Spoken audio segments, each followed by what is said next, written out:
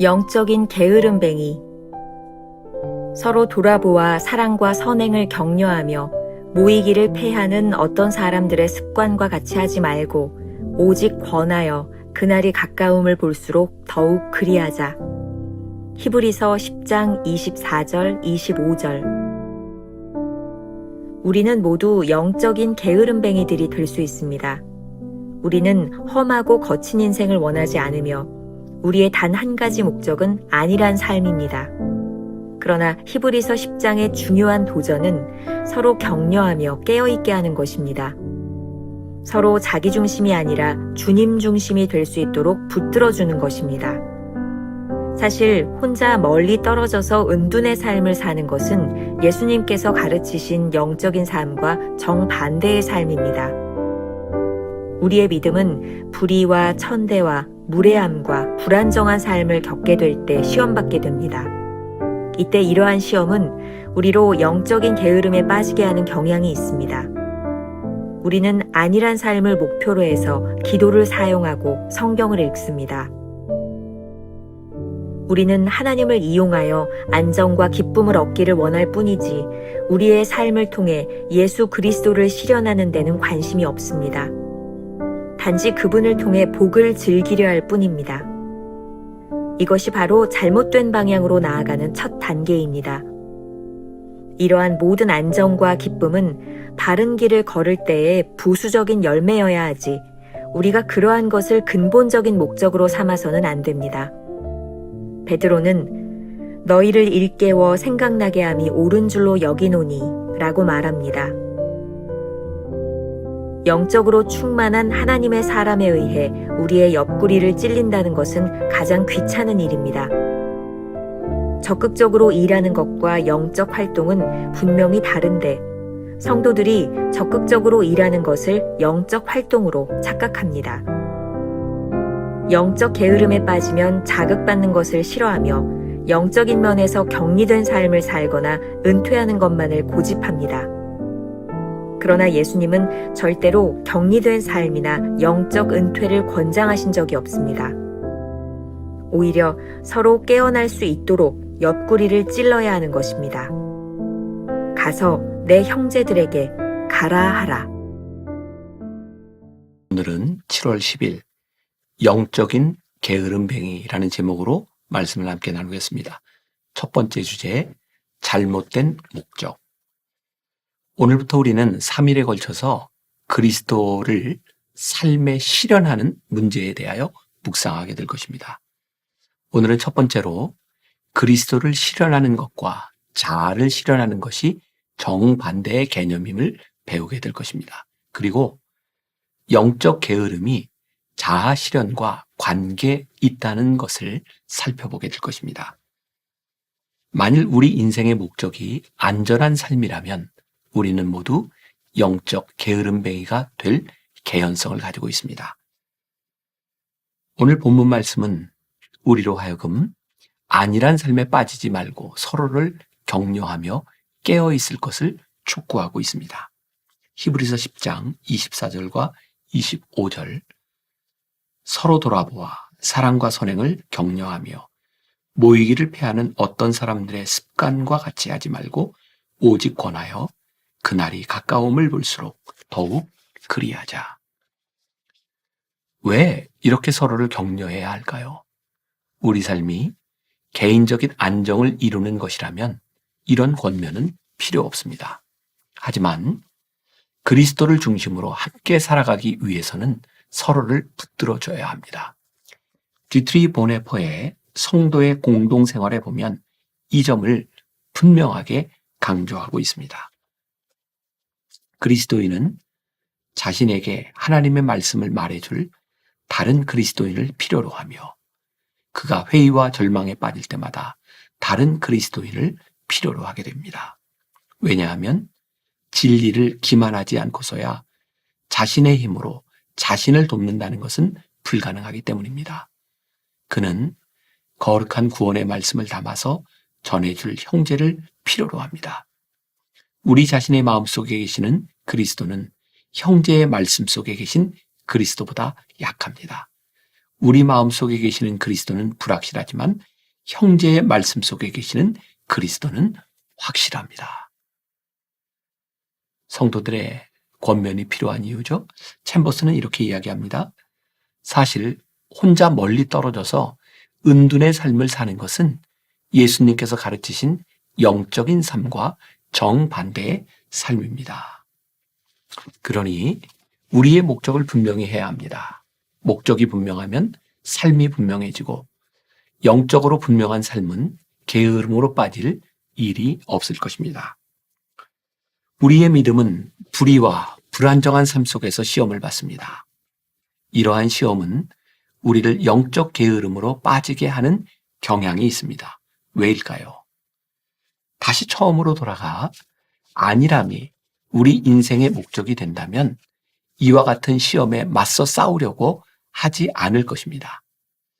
자신의 안전을 위해 뒤로 물러나 주저앉거나 숨어서 아무것도 하지 않으려고 할 것이기 때문입니다.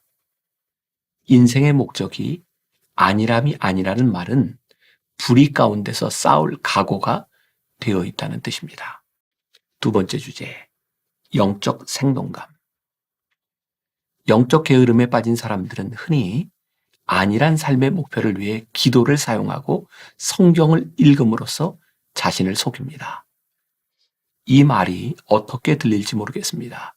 기도와 성경을 읽는 것이 영적 게으름이 될 수 있다는 것이 말입니다. 챔버스는 이렇게 지적합니다. 우리는 하나님을 이용하여 안정과 기쁨을 얻기를 원할 뿐이지 우리의 삶을 통해 예수 그리스도를 실현하는 데는 관심이 없습니다. 우리 크리스천의 삶이 단지 기쁨과 안정을 얻으려 한다면 그리스도인의 고귀함을 잃어버리고 천박해질 가능성이 있습니다. 기쁨과 안정을 인생의 목적으로 삼는다면 그리스도께서 고난과 험지로 우리를 인도하실 때 순종하지 않을 테니 말입니다. 순종하지 않는 삶에는 영적 생동감이 없습니다. 꼭 기억해야 할 것이 있습니다.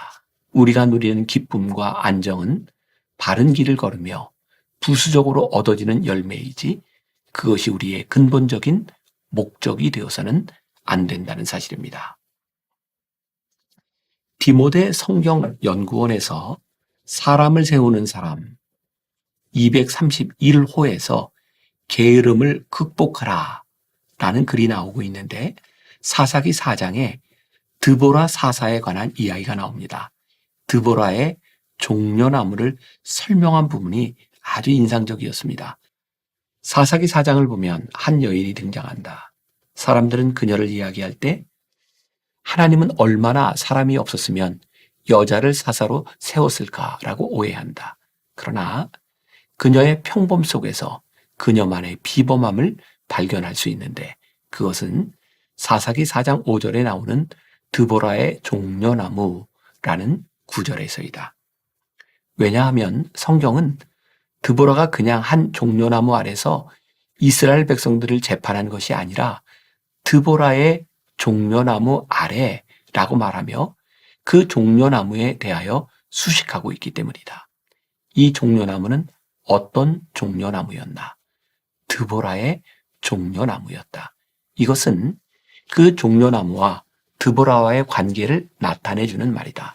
더 나아가 드보라의 삶을 나타내주고 있는 것임을 알 수 있다. 왜냐하면 그녀는 하나님께 받은 소명이 분명했기에 종려나무 아래 거주하며 소명을 다했기 때문이다. 그녀는 오랫동안 종려나무 아래서 사람들의 이야기를 들어주었고 많은 사람을 만났고 그것이 소문이나 어느덧 그 자리는 드보라만의 자리가 된 것이고 그것을 상징하는 것이 결국 종려나무가 된 것이다. 드보라의 소명이 그렇게 그녀를 부지런하고 꾸준하게 만들었고 그녀는 사람과 하나님께 인정을 받게 된 것이다. 한 종려나무 아래 드보라가 있었던 것이 아니라 드보라의 종려나무가 되었다는 것이 굉장히 인상적으로 들렸습니다. 챔버스는 오늘 묵상에서 베드로후서 1장 13절 말씀을 인용하고 있습니다. 너희를 일깨워 생각나게 함이 옳은 줄로 여기노니. 사람들은 영적으로 충만한 사람에 의한 자극을 별로 좋아하지 않습니다. 영적 활동과 적극적인 활동은 다른 것입니다.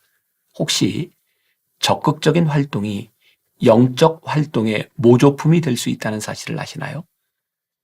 영적 게으름의 문제는 적극적인 활동을 하면서 영적 자극을 별로 달가워하지 않을 때 찾아옵니다.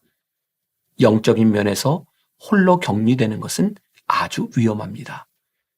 영적 은퇴란 존재하지 않습니다. 항상 깨어 있어야 합니다. 아니, 오히려 서로 깨어 있을 수 있도록 옆구리를 찌르며 격려해야 합니다. 영적 게으름뱅이가 되지 않도록 늘 주의하십시오. 영적 자극에 민감해야 영적 게으름에 빠지지 않습니다. 오늘 하루 이런 질문을 가지고 살아봅시다. 열정적으로 활동한다고 해서 영적으로 문제가 없다고 착각하고 있지는 않습니까? 기도하겠습니다. 오늘 챔버스의 묵상을 통해 우리들에게 무섭게 경고하고 있는 말씀을 듣게 됩니다. 혹시 우리는 영적 게으름뱅이가 되어지지 않았는지, 영적으로 민감함이 무디어져 하나님의 말씀을 듣지 못하고 살아가는 것은 아닌지, 또 하나 무섭게 다가오는 것은 우리들이 열정적인 활동을 하는 것으로 영적으로 민감하다고 착각하고 있는 것은 아닌지 오늘 깨닫게 하셨사오니 우리들의 적극적인 활동보다 하나님 앞에서 영적으로 민감해질 수 있도록 하나님의 음성을 들으며 살아갈 수 있도록 도와주시고 또 그렇게 살아가려는 의지를 하나님께 드리며 또 승리하는 하루를 살아갈 수 있도록 인도하여 주옵소서. 예수님의 이름으로 기도했습니다. 아멘.